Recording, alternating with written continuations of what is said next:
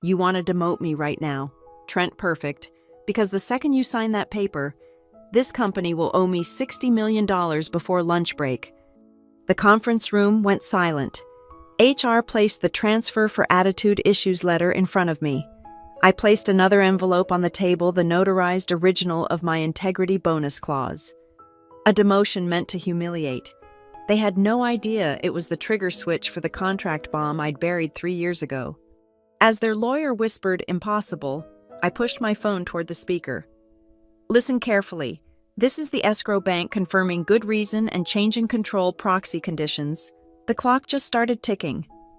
My name is Lydia Hart, 34 years old, Senior Contracts and Compliance Lead at Northway Dynamics.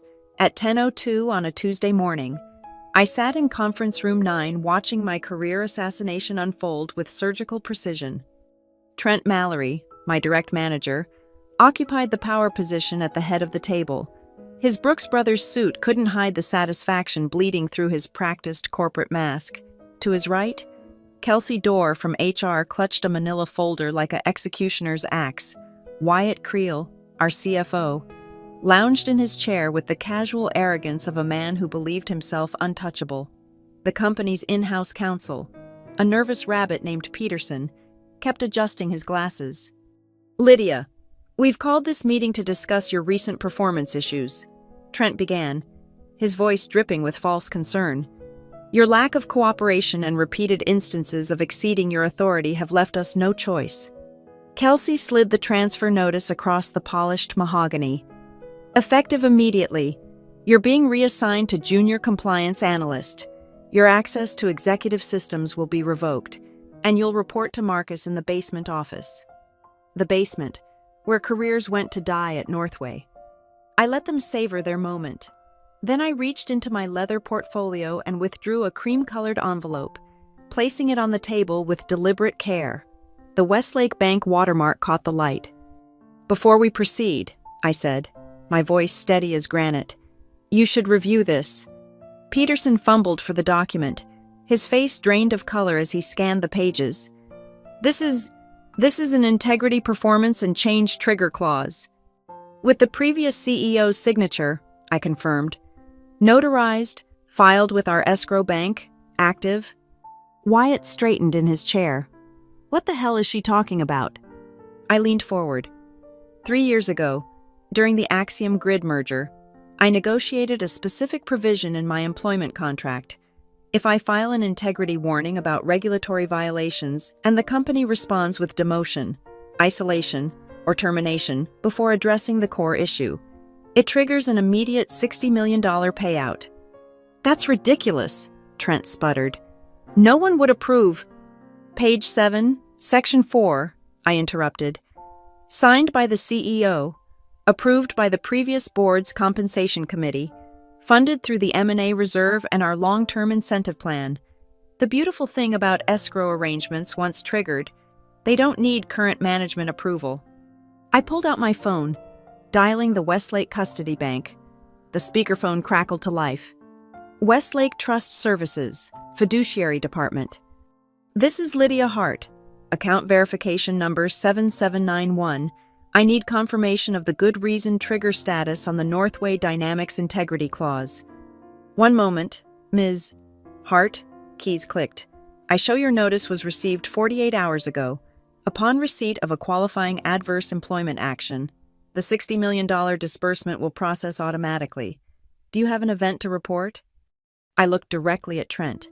I'm being demoted as we speak, in retaliation for reporting executive malfeasance.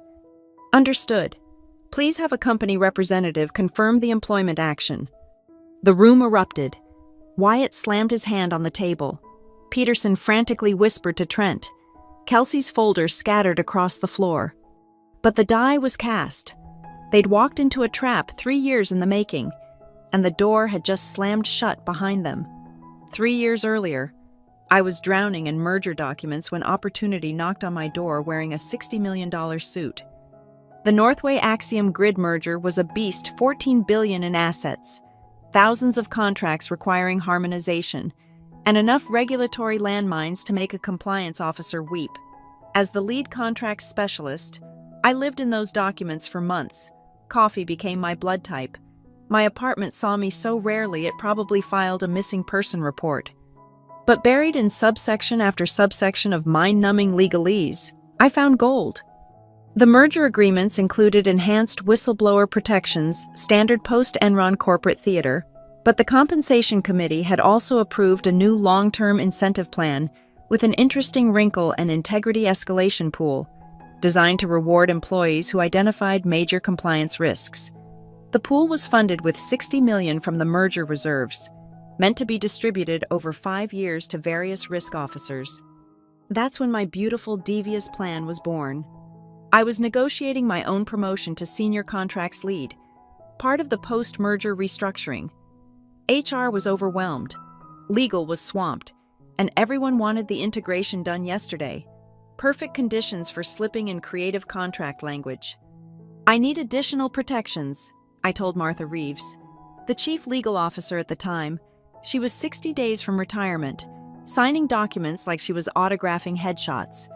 Standard indemnification isn't enough, she asked, barely looking up. I'll be reviewing executive contracts, vendor relationships with millions at stake. If I flag something serious and face retaliation, standard protections won't cover my mortgage. She waved her Mont Blanc like a magic wand. Draft something reasonable. Reasonable? Such a flexible word. I crafted the integrity, performance, and change trigger clause with the precision of a Swiss watchmaker.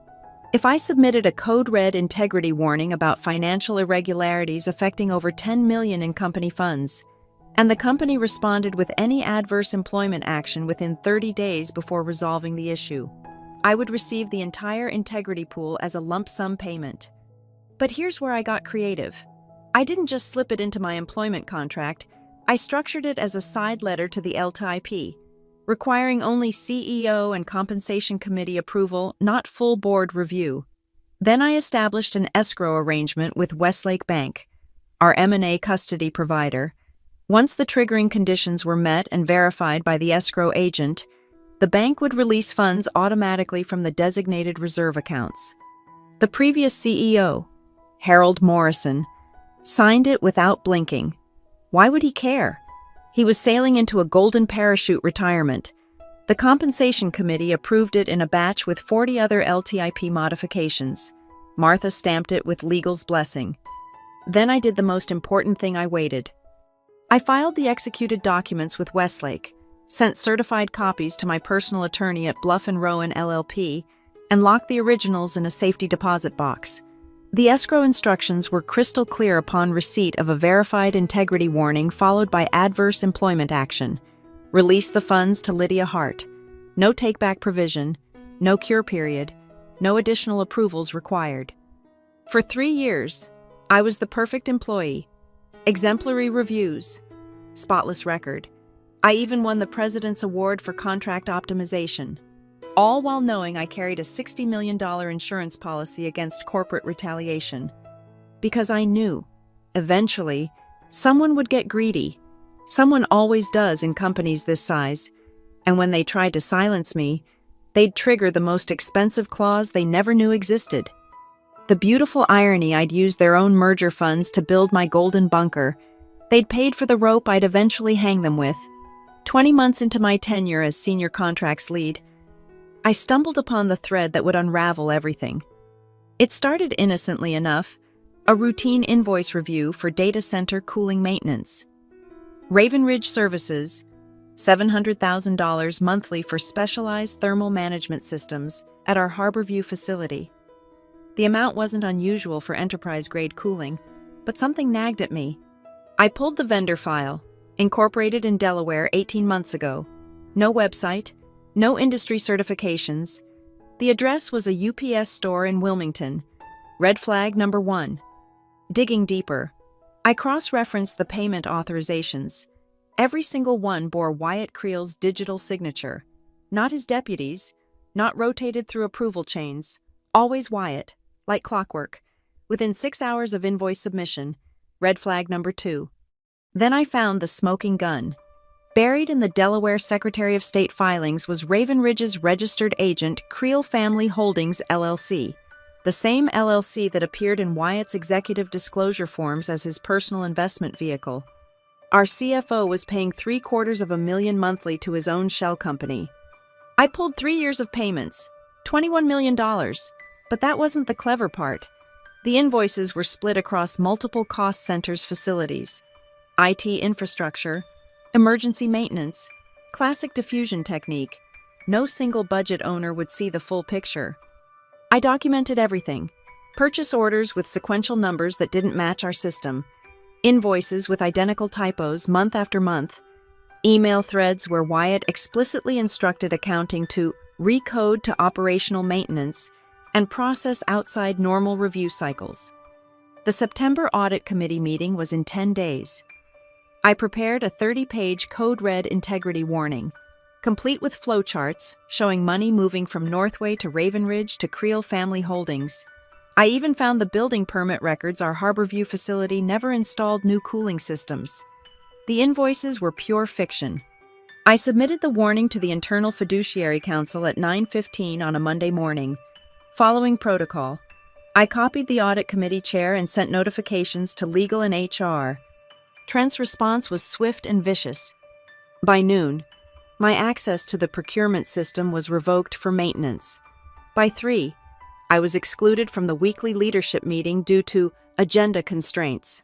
By end of day, half my direct reports were reassigned to support critical initiatives. Tuesday brought more surgical strikes. My parking spot was reallocated. My corporate card was flagged for unusual activity despite 0 charges. ITD reported technical issues with my email that only seemed to affect messages to the audit committee. "You're playing a dangerous game," Trent warned during our one-on-one Wednesday morning. His corner office felt like a mob sit-down. "I'm following compliance protocols," I replied. "You're exceeding your authority. Vendor management isn't your domain. Contract compliance is exactly my domain, and $21 million in suspicious payments requires investigation." His smile was pure predator. "You know what happens to employees who don't understand their place in the ecosystem? They fulfill their fiduciary duties. They find themselves in the basement, or worse." Thursday, HR scheduled a performance coaching session. Kelsey Dorr's plastic smile couldn't hide the hatchet. My last review was exceeds expectations across the board, but suddenly I had collaboration challenges and cultural alignment issues. I kept meticulous records, every restricted access, every canceled meeting, every veiled threat, time-stamped emails to my personal attorney documenting the pattern of retaliation. The escrow trigger conditions were falling into place like dominoes. By Friday, I knew what was coming. The Internal Fiduciary Council hadn't responded to my warning. The audit committee meeting was postponed due to scheduling conflicts, and Trent's assistant accidentally forwarded me a meeting invite titled LH Transition Planning. They were going to bury me, but they didn't know I'd already dug my way out with a $60 million shovel. The HR machinery ground into motion with the efficiency of a well-oiled guillotine. "We're concerned about your well-being," Kelsey Dorr cooed during our first coaching session. Her office smelled like vanilla candles and corporate betrayal. "Several colleagues have expressed concerns about your intensity." "Which colleagues?" I asked, knowing she'd never answer. "That's confidential, but there's a pattern of behavior that suggests you might benefit from our Employee Adjustment Program." Employee Adjustment Program. Corporate speak for, "We're building a file to fire you." She slid a performance improvement plan across her desk. 30 days to demonstrate enhanced collaborative dynamics and cultural synchronization. The metrics were beautifully vague, impossible to measure, easier to fail. "This seems premature," I said, not touching the document. "My last review was before recent observations came to light. Sign here to acknowledge receipt." I signed. Then I photographed every page with my personal phone while she pretended to check email. The next 2 weeks were a masterclass in corporate psychological warfare. Meeting invites arrived 30 minutes before start time for rooms on the opposite side of campus. Critical emails landed in my inbox at 4:59 on Friday afternoons, requiring Monday morning responses. My projects were reassigned without notice. Then I was questioned about missing deadlines for work I no longer owned. But Kelsey made one crucial mistake. She documented everything. Her little manila folder grew thick with incidents. Late to the meeting she'd scheduled during my approved lunch break, failed to respond to an email sent to my disabled account, missed a training session that didn't exist. Each infraction meticulously recorded, time-stamped, filed. She was building my case file. What she didn't realize was she was simultaneously building mine. I played the perfect victim, confused but trying hard, sending earnest emails asking for clarification that never came, CCing my personal account on every exchange, creating an evidence trail that would make a prosecutor weep with joy. Meanwhile, Trent tightened the screws. My signature authority was reduced from 10 million to 50,000. Temporary adjustment while we realign responsibilities. My team was instructed to route all decisions through him, just ensuring proper oversight during the transition. What transition, I'd asked? His smile was answer enough. The masterstroke came when they revised the organization chart. My position still existed, but now reported to Marcus Fleming, a junior manager hired 6 months ago. The humiliation was intentional.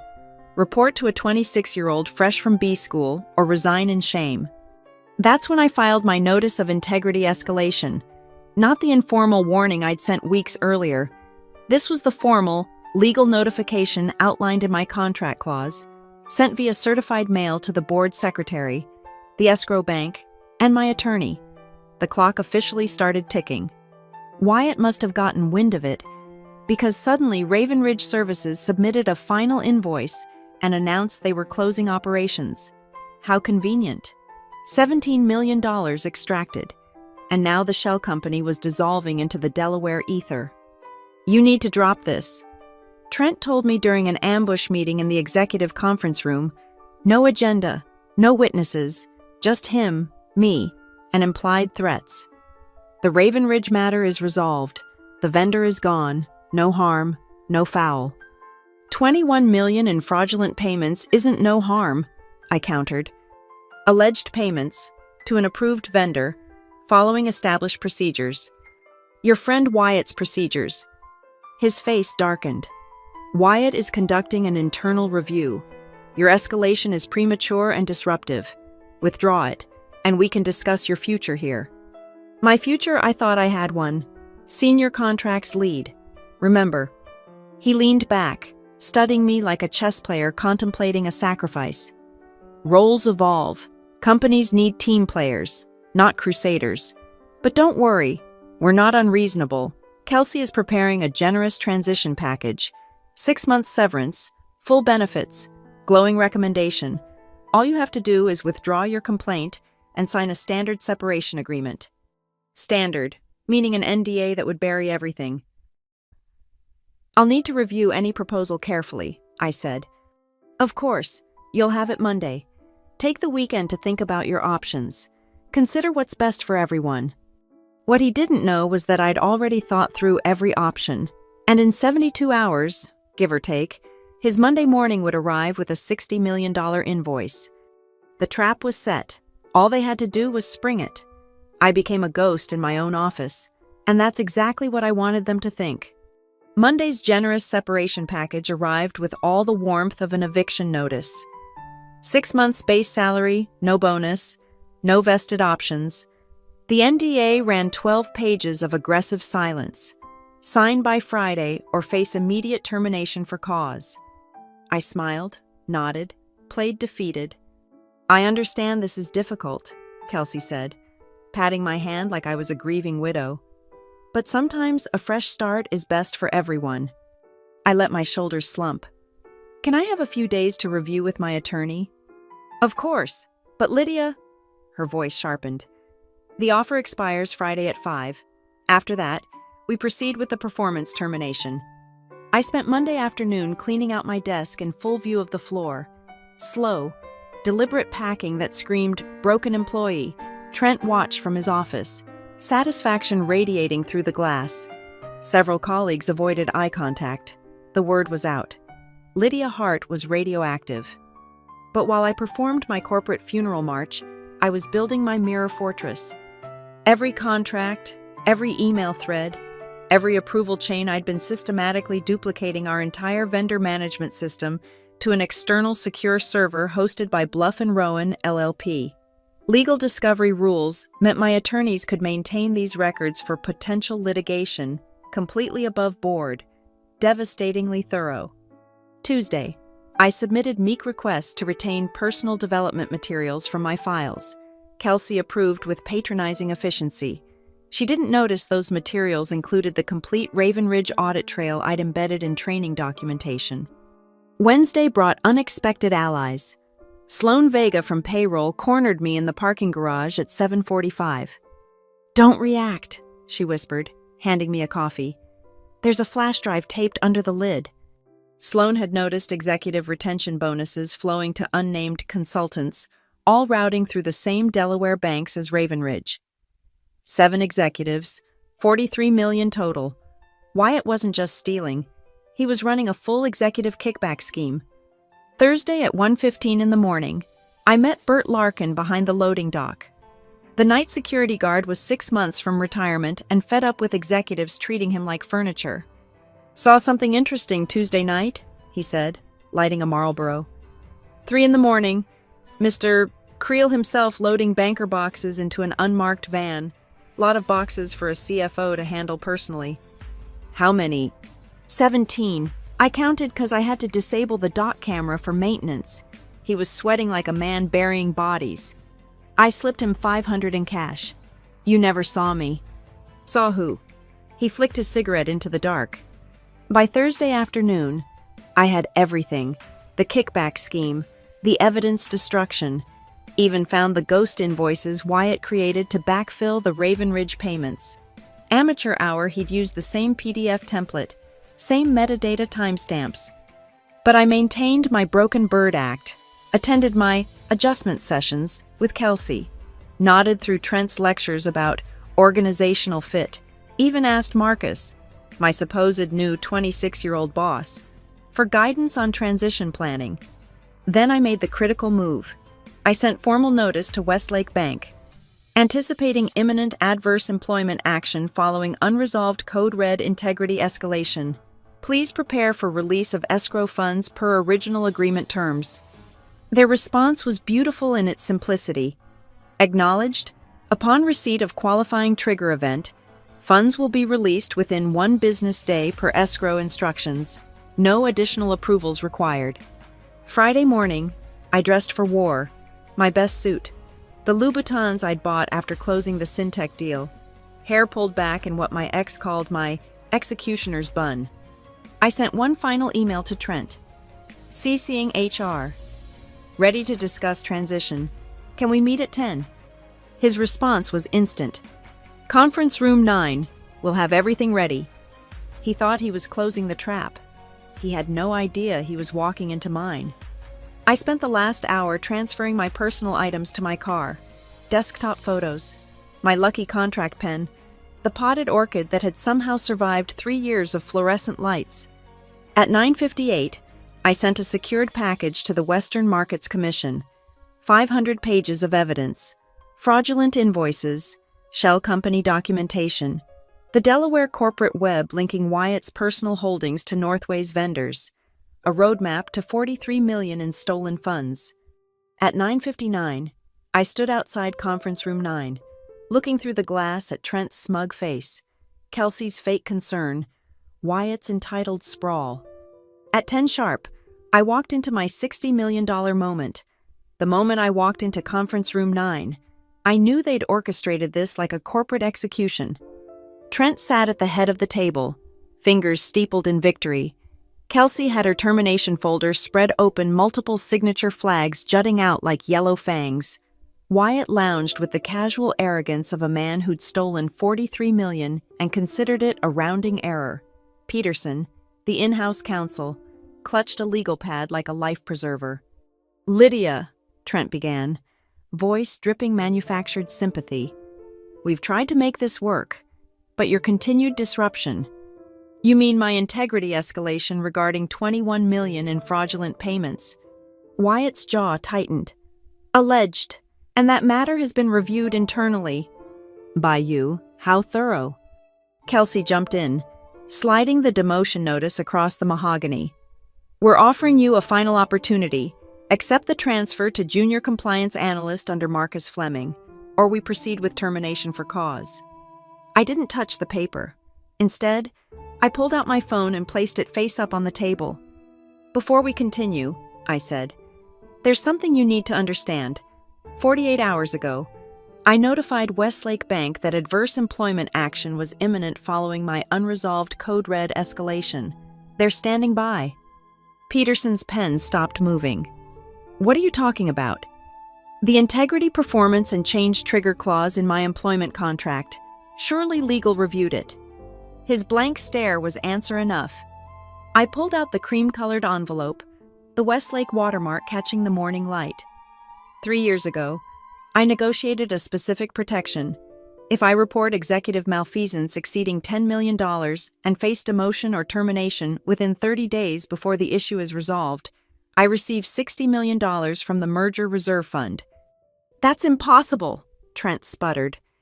Page 7, Section 4, signed by Harold Morrison, approved by the previous board's Compensation Committee, funded through irrevocable escrow instructions with Westlake Bank. I dialed Westlake on speaker. The phone rang twice. Westlake Trust Services, Fiduciary Department. This is Margaret Choi. Ms. Choi, this is Lydia Hart. Account verification 7791. I need immediate confirmation of trigger status on the Northway Dynamics Integrity Clause. Good morning, Ms. Hart. I show your anticipatory notice was received 48 hours ago. Can you confirm the adverse employment action has occurred? I looked at the demotion letter. I'm being offered a demotion to junior analyst, reporting to a manager with 6 months tenure. The alternative is termination. Is this in response to your Code Red integrity escalation filed September 9th? Correct. The underlying issues remain unresolved. Keys clicked. Please hold while I verify trigger conditions. The room erupted. Wyatt slammed his palm on the table. Cut the call. Now. That won't stop the escrow release, I said calmly. The instructions are irrevocable. Peterson frantically flipped through his laptop. I need to see this contract. This has to be void, or superseded, or Ms. Hart. Margaret's voice cut through the chaos. I've confirmed all trigger conditions are met. Under Section 7.3, bad faith demotion following an integrity escalation qualifies as constructive termination. The $60 million disbursement will process within 1 business day. This is Wyatt Creel, CFO, Wyatt barked at the phone. Cancel that immediately. No funds move without my authorization. I'm sorry, sir, but these are irrevocable escrow instructions executed 3 years ago. The funds are held in a segregated account outside Northway's control. Once triggered, the company has no authority to stop the transfer. I pulled out a second folder. While we're all here, I should mention that copies of the Raven Ridge documentation have been sent to the Western Markets Commission, along with evidence of $43 million in executive retention bonuses paid to shell companies. Wyatt's face went from red to ash. You vindictive little... Additionally, I continued, my attorneys at Bluff & Rowan have maintained complete backups of all relevant documents under litigation hold. Oh, and Wyatt loading 17 boxes of evidence into an unmarked van at 3 in the morning was sloppy. Bert says hi. Trent stood so fast his chair toppled. You can't do this! I didn't do anything. You did. Every retaliatory action, every vindictive move, every attempt to silence me, you built this case yourselves. I just documented it. My phone buzzed. An email from Westlake. Disbursement initiated. Expected completion Monday, 1000 hours Eastern. I stood, smoothing my skirt. Gentlemen, Ms. Dorr, you have 2 business days to explain to the board why their former compliance lead now owns $60 million of shareholder money. I suspect they'll have questions. As I reached the door, Wyatt's voice cracked. Wait, we can discuss this. Work something out. I turned back. The time for discussion was when I reported $21 million in fraud. You chose retaliation instead. Enjoy explaining that choice to the FBI. The last thing I saw before the door closed was Peterson frantically calling the legal department, Kelsey's perfectly manicured nails digging into her folder, and Trent staring at the demotion letter like it had grown teeth and bitten him. Which, in a $60 million way, it had. The counterattack came within the hour, desperate and sloppy as a drowning man's flailing. I hadn't even reached my car when Peterson called. "Ms. Hart, we need you back immediately. The executive team is willing to discuss a resolution." "The resolution is already processing through Westlake Bank," I replied, loading my orchid into the passenger seat. "That clause can't be valid. It's unconscionable. No court would uphold." "Then you have nothing to worry about. See you in court, Peterson." By noon, they'd switched from threats to bargaining. Kelsey left 3 voicemails, each more strained than the last. "Lydia, there's been a misunderstanding. Your position is secure. We can work through this internally." "Too late for that dance, Kelsey." The legal department's response was more sophisticated. At 2:30, I received a formal cease and desist from Morrison, Klein and Associates Northway's outside counsel. They claimed the integrity clause was void due to material misrepresentation, lack of consideration, and my personal favorite, violation of public policy. I forwarded it to my attorney at Bluff and Rowan with a single note, "They're scared." His response came in 15 minutes. "Pathetic. I'll draft a response. But honestly, this reads like a first-year law student's Hail Mary. The notarized signatures and board approval are ironclad. They're grasping at straws." By 3 o'clock, Wyatt tried the direct approach. Unknown number, but I recognized his bourbon-smooth voice immediately. "$60 million is excessive, Lydia. Let's be reasonable." Reasonable like stealing $21 million through shell companies. "That's under investigation, but this nuclear option helps no one. The board will fight it. Shareholders will sue. You'll spend years in litigation." "Will I? Because Westlake Bank doesn't seem concerned. The funds are already allocated." Silence. "Then what do you want?" "I wanted a company that didn't retaliate against employees for reporting fraud. That ship sailed when you demoted me." "We can undo that. Full reinstatement. Back pay. Hell, I'll recommend you for VP. The same VP position you promised me 2 years ago before you needed a scapegoat for the Raven Ridge scheme." More silence. "You don't understand how this world works." "I understand perfectly. You thought I was just another compliance drone you could bulldoze. Surprise, I'm the one who wrote the contracts you never bothered to read." He hung up, but I knew the real storm was coming. At 4:45, my attorney called. "Heads up, Northway just filed an emergency injunction in Delaware Chancery Court. They're seeking a TRO to freeze the Westlake disbursement." "On what grounds?" "Everything but the kitchen sink. Breach of fiduciary duty, unjust enrichment, fraudulent inducement. They're claiming you engineered this whole situation to trigger the clause." I laughed, actually laughed. "I engineered Wyatt stealing $21 million, that's their defense." It gets better. They're also claiming the signature pages were forged, despite having notarization and board minutes confirming approval. How fast can we respond? "Already drafting, but Lydia, they've hired Cromwell and Pierce, white shoe firm, major political connections. They're going full scorched earth." "Good. Make sure they trip over their own mistakes in the process." I pulled into my driveway as the sun set, painting the sky the color of old money and new problems. My phone had 47 unread messages, board members suddenly remembering my name, reporters sniffing around the edges, former colleagues choosing sides. But the most interesting message came from an unexpected source. Margaret Choi from Westlake Bank, calling from her personal cell. "Ms. Hart, I shouldn't be calling, but you deserve to know. We received the injunction request an hour ago. Our legal department reviewed it thoroughly." She paused. "We're proceeding with the disbursement as scheduled. The escrow instructions are crystal clear, and frankly, we'd face liability if we didn't honor them. The Delaware court can sort out the aftermath, but our obligation is to follow the original agreement." "Thank you, Margaret." "Thank you for including such precise instructions 3 years ago. It's the cleanest trigger clause I've seen in 20 years of fiduciary banking. Whoever drafted it knew exactly what they were doing. I smiled, remembering the 16 drafts I'd written, each word chosen like a sniper selecting ammunition. I had excellent motivation. After we hung up, I poured a glass of wine, the good Bordeaux I'd been saving, and opened my laptop. Time to watch the fireworks from a safe distance. The company-wide email from the chairman hit at 6:22. Emergency board meeting scheduled for Saturday 10 a.m. Mandatory attendance. Executive session to follow. The empire was panicking. Perfect. Panic makes people sloppy, and sloppy people make $60 million mistakes. Friday night became a war room of the desperate. While Northway's executives huddled in crisis meetings, I sat in my home office with my attorney on speaker, watching their empire crack in real time. They filed a supplemental brief. Jason from Bluff and Rowan informed me at 9:15.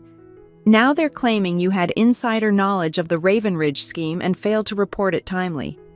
Despite my code red escalation dated September 9th, they're saying you knew earlier and waited to maximize personal gain. I pulled up my meticulously organized timeline. Email dated March 15th.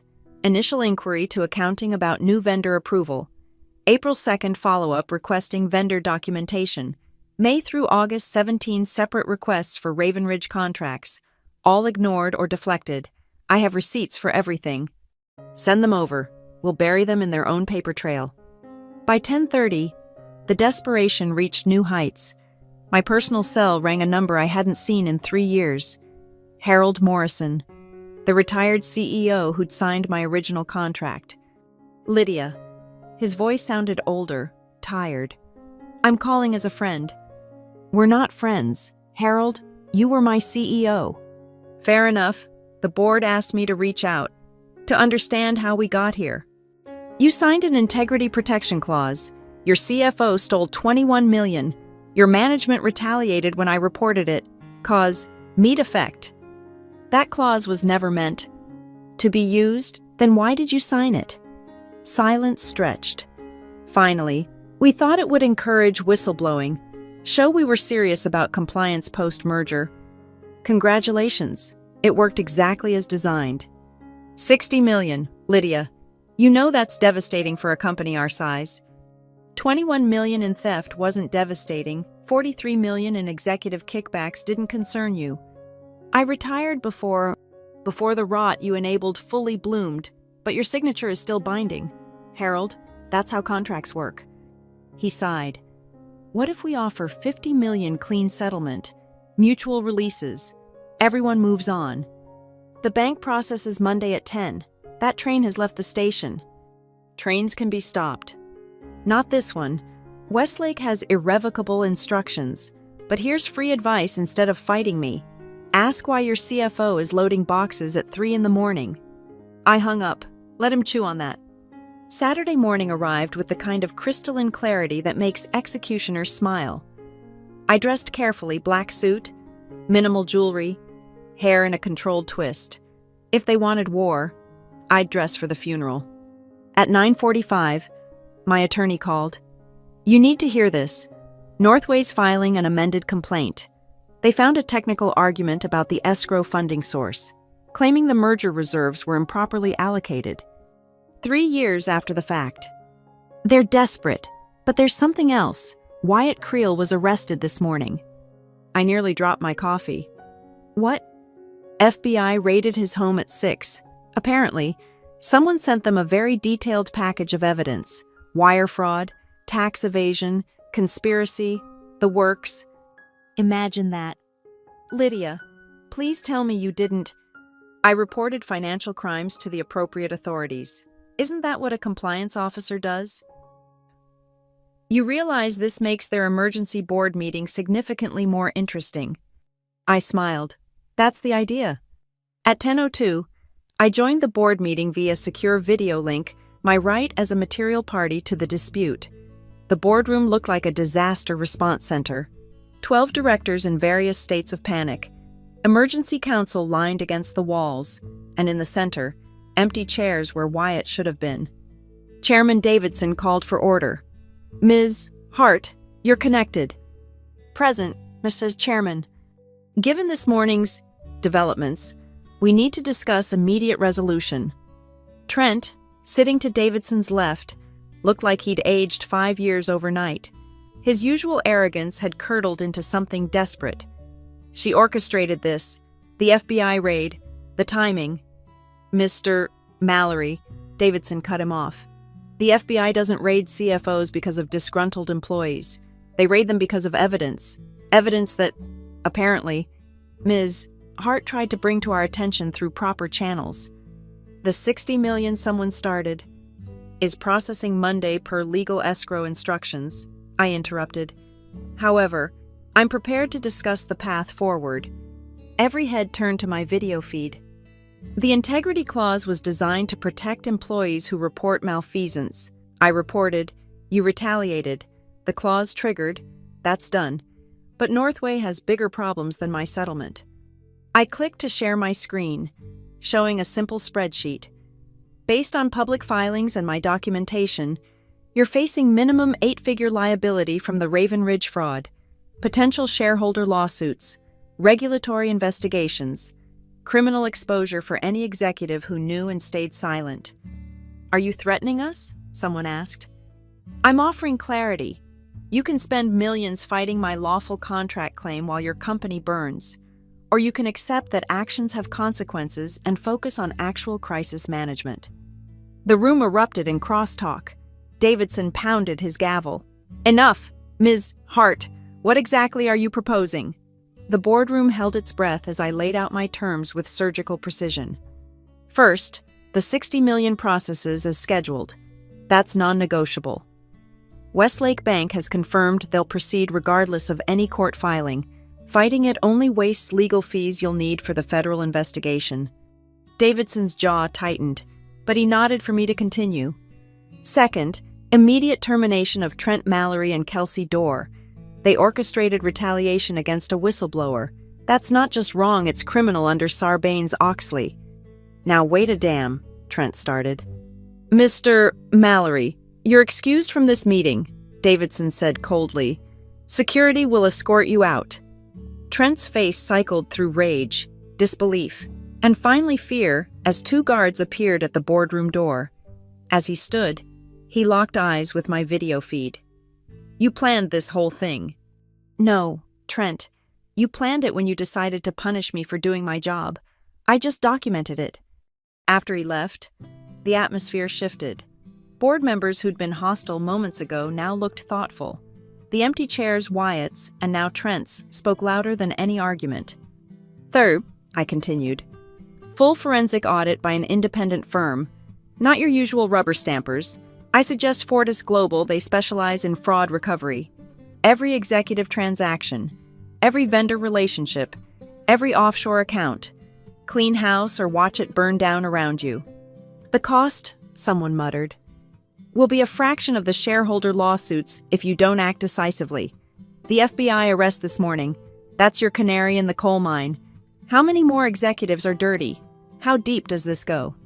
I clicked to my next slide, a network diagram showing connections between Raven Ridge, the shell companies Sloan had identified, and 6 other questionable vendors. Red lines connected them all back to Northway executives. This is what I found with limited access while being actively sabotaged. Imagine what a real investigation will uncover. The general counsel, a silver-haired woman named Patricia Morse, leaned forward. Ms. Hart, assuming we accept your terms, what assurance do we have that you won't pursue additional claims? Standard releases, but with carve-outs. I won't sue for anything related to the integrity clause that's being paid. But I remain available as a witness for any criminal proceedings. And frankly, you want me on your side for those. I have every email, every document, every timeline that proves the board was kept in the dark. You're saying we're victims too? Davidson asked carefully. I'm saying you have a choice. Circle the wagons and go down with the criminals, or demonstrate real governance and survive. The SEC tends to be more lenient with boards that self-report and cooperate. Davidson called for a recess. Perfect. Let them stew in their fear while the clock ticked toward Monday's wire transfer.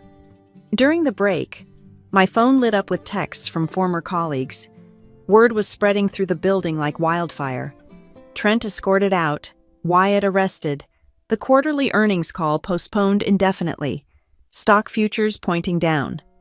When the board reconvened 20 minutes later, the mood had shifted from adversarial to pragmatic. "Ms. Hart," Davidson began, "the board has discussed your proposal. We're prepared to accept your terms with modifications." "I'm listening." "The $60 million will process. We acknowledge we can't stop it. Mallory and Dorr will be terminated for cause, effective immediately. We'll engage Fortis Global for a comprehensive audit. In exchange, we need complete cooperation from you, all documents, all evidence, full testimony if required." And Patricia Morse spoke up. "We'd like you to consider a consulting arrangement. Help us unwind this mess. Your knowledge of our contracts and compliance infrastructure is unique." I almost laughed. They wanted to hire me to investigate the crimes committed against me. 6-month consulting agreement, $750 per hour. Full indemnification. I report only to the board, not management. That's acceptable. One more thing. The employees who helped me, Sloan Vega, Bert Larkin, and others, full whistleblower protection. No retaliation. Period. Any targeting of my sources voids our agreement and triggers another $60 million penalty. Davidson winced at the number but nodded. "Agreed." "Then we have a deal. Have Patricia draft the agreements. I'll sign once the wire transfer confirms Monday morning." As board members began disconnecting, Davidson stayed on. "Ms. Hart, one question. When you negotiated that clause 3 years ago, did you anticipate this?" "I anticipated that someone, somewhere, would try to silence me for doing the right thing. I just made sure it would cost them when they did." $60 million, he mused. "Hell of an insurance policy." "No, Mr. Chairman, it's the price of integrity. Your company just learned what happens when you put it on sale." I disconnected, leaving him staring at a black screen. Outside my window, Saturday morning stretched bright and clean. In 48 hours, I'd be $60 million richer. But the real satisfaction, knowing that somewhere across town, Trent was cleaning out his office while Wyatt sat in federal custody, both learning the hardest lesson in corporate America. Don't fuck with the person who writes the contracts. Monday morning arrived with the kind of poetic justice that Hollywood couldn't script better. At 9:59, I sat in my home office, laptop open to 3 screens, my bank account, Westlake's wire confirmation system, and Northway's stock price already down 12% in pre-market trading. My phone buzzed. Jason from Bluff and Rowan. "Delaware court denied their emergency injunction 20 minutes ago. Judge called it an attempt to relitigate a valid contract after triggering its terms through their own malfeasance. Beautiful."